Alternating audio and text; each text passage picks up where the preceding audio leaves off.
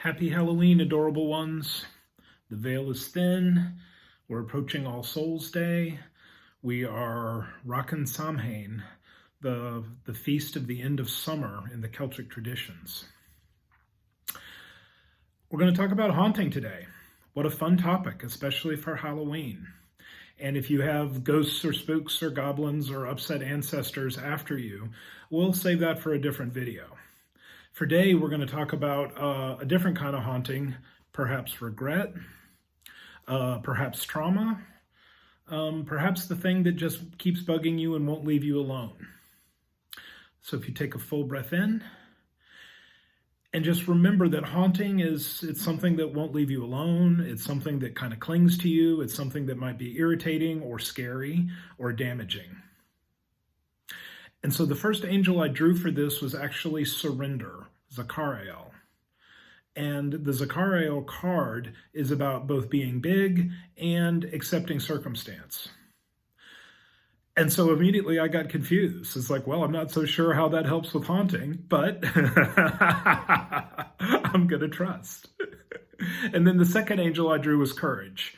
And that seems to be a little more in line with how we assume we're supposed to deal with being haunted. And so especially for regret, when I go to things that I regret, actions, behaviors, bad circumstances, mistakes, not getting it right, harming people, either through by me being me or by me being callous or unaware. And in those moments, those can come back and bite me from the past, and they can rob me of the present moment, and they can steal peace and joy. They can steal, they can literally haunt me. And so I'm breathing, and I'm offering them up to the divine. Anything that I'm remembering or anything that's in my field today that that I'm choosing to let go of, I'm asking for some angelic help. And now I can feel Zachariel. So in this case, surrender means let it go. Can't change the past, but we can change how we feel about it. And so I'm choosing that with my intention and my free will, and I'm praying for it. And I'm bringing in a little bit of joy.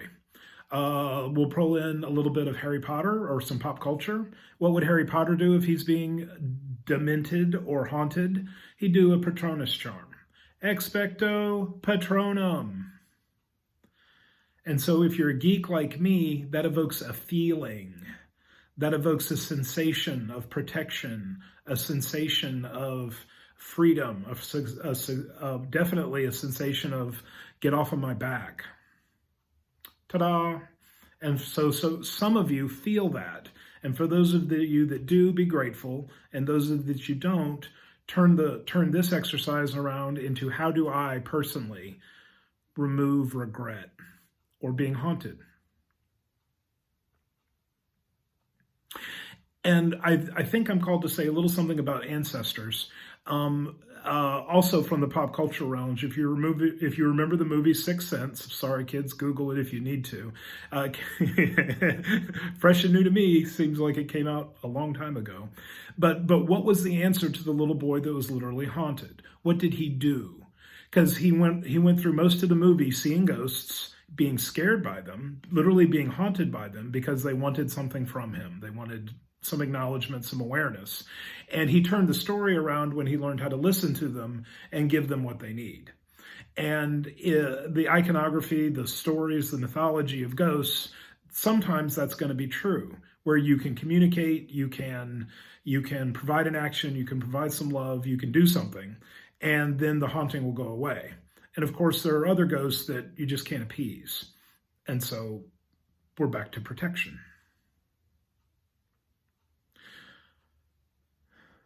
So happy Halloween, and may you be happy, safe, and free.